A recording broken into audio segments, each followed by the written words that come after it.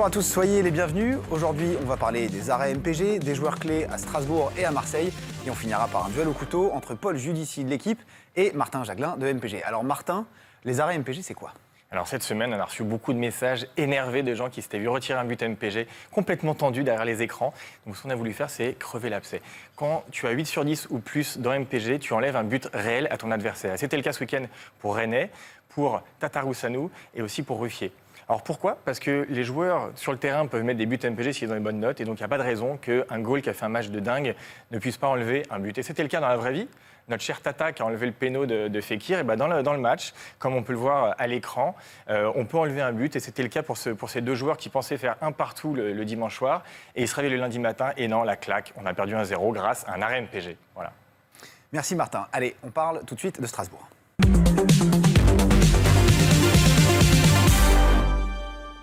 Strasbourg est 8e, 3 victoires, 2 matchs nuls, 3 défaites. Alors Paul, c'est qui les joueurs clés à Strasbourg ? Les joueurs que Loret met titulaires quasi systématiquement ? Moi, celui que j'aimais bien, c'était Dimitri Liénard. Mais force est de constater que cette année, je me suis fait avoir un petit peu. Ah oui, il ne faut plus l'acheter, quoi. Ouais, je pense que je ne suis pas le seul, mais une fois que le mercato est terminé, bon. Sinon, je pense qu'on va en parler, mais il y a Lebo Motiba qui est arrivé de Lille et que je pense qu'on va mettre une dizaine de buts dans la saison. Donc, ouais. Toi, tu voulais nous parler de deux joueurs en particulier, Martin ? Oui, il y a deux joueurs. Le premier focus évident, c'est Lala. C'était la plus grosse augmentation, l'une des plus grosses augmentations de la mise à jour des codes du mois d'octobre. Pourquoi ? Parce que c'est un défenseur dans la vraie vie, mais qui joue milieu dans la vraie vie et qui est défenseur sur MPG. Et surtout, il tire les coups francs, il tire les pénaltys, donc c'est une super valeur. Il a mis un super coup franc contre Amiens il y a 15 jours. Il est déjà à 2 buts en 8 matchs. Il est bouillant. Maintenant, il a 19 millions, donc c'est une valeur sûre de MPG. L'autre joueur intéressant, mais qui fait plus débat, c'est Lebo Motiba, effectivement.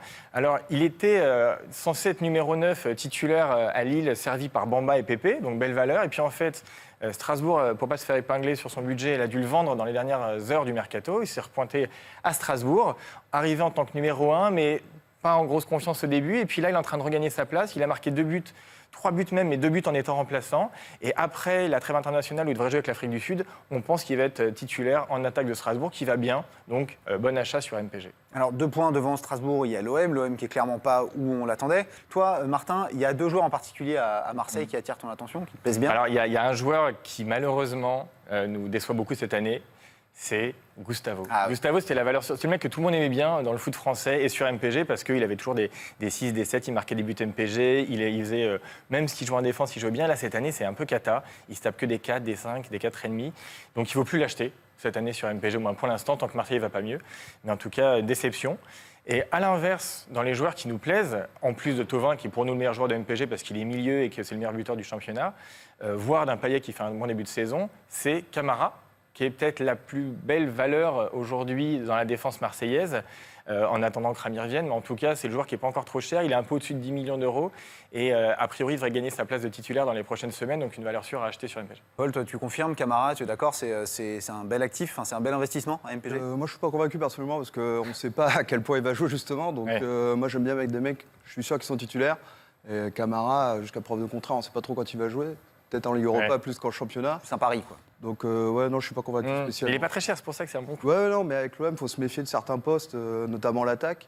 Ouais. Pareil, quand on met Mitroglou, Germain, on ne sait jamais le... Il faut acheter les deux ensemble. Ouais, sinon, il faut acheter les deux. Sinon, tu passes... Comme les gardiens, mais bon, je préfère m'abstenir de ce côté-là. Ouais. Alors, on a retrouvé... On est en ligne avec Mathieu. Salut Mathieu, tu nous entends ? Salut. Bon Mathieu, nous on s'interroge un peu sur les recrues de l'OM qui sont très achetées à MPG. Par exemple, on pense à Kevin Strootman. On ne peut pas dire que ses premiers matchs c'était vraiment un grand succès. Est-ce qu'il faut s'attendre à ce que Garcia le laisse titulaire pour les prochains matchs, Strootman ? Oui, c'est ça. On sait que c'est sa machine à laver, donc il va évidemment le garder, même s'il a effectivement des prestations en dents de scie. Alors c'est pas quelqu'un effectivement qui fera des stats incroyables. Je parle tout à l'heure, on parlait du milieu qui marque des buts avec Thauvin. Le milieu des murs qui marque avec Strootman, faut oublier. Hein. Donc voilà, mais il devrait être lui très très souvent titulaire. Beaucoup plus j'entendais un Camara tout à l'heure qui va peut-être repasser au milieu et qui aura très peu de temps de jeu. Alors un autre milieu qui a débuté, alors lui pour le coup c'est vraiment carrément compliqué ses débuts, c'est Radonjic.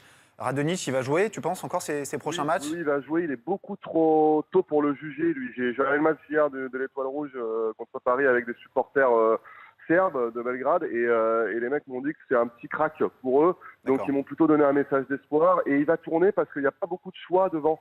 Donc ça va être le remplaçant naturel d'Ocampos. Je le vois plus jouer et marquer des buts. Il faut lui laisser un peu le temps, quoi. Je pense. Khaled Takar, c'est pareil. Alors lui, c'est un petit peu compliqué aussi, mais bon, c'est quand même un joueur dont on attend beaucoup. Est-ce que tu crois que lui aussi, il faut lui laisser le temps de s'installer? Ouais, alors vous allez me trouver hyper optimiste, mais lui, c'est que Khaled Takar, ça va être l'homme de base de Garcia derrière avec Adil Rami. Sa charnière idéale reste vraiment Rami Khaled Takar. Je sais aussi que c'est quelqu'un qui est capable de marquer quelques buts de la tête. Ils ont travaillé des systèmes à l'entraînement sur ça avec Rami. Donc une fois que ça sera installé, ça va prendre encore quelques semaines parce que Rami n'est pas au top. Mais on devrait aller sur cette charnière-là qui peut faire des belles perfs et rapporter des points. Rami Khaled Takar. Donc Khaled Takar, c'est oui. Merci Mathieu. Mais je vous remercie. À très bientôt. À bientôt. Allez, on enchaîne tout de suite avec le duel.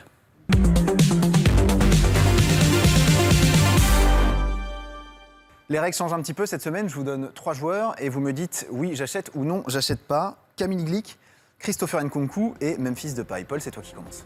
Glick, je dis non parce que c'est un joueur très coté, dont on a toujours le souvenir qu'il marque plein de buts.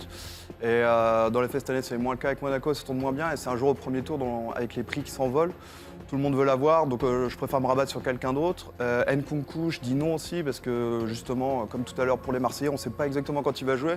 On n'est pas sûr à 100% qu'il va débuter, donc moi je préfère ne pas le prendre. Il n'était pas dans le groupe, par exemple, contre Belgrade en Ligue des Champions. Et Depay, je dis oui, parce que je pense qu'il peut surfer sur les 6 derniers mois avec Lyon. Il était replacé un peu dans l'axe, il marque des buts, et donc c'est une valeur sûre.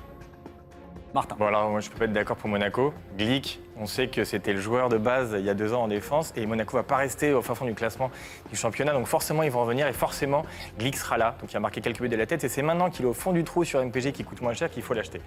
Ensuite Nkunku, je pense que justement avec la Ligue des Champions, il va plus jouer en championnat de France en rotation avec Diaby.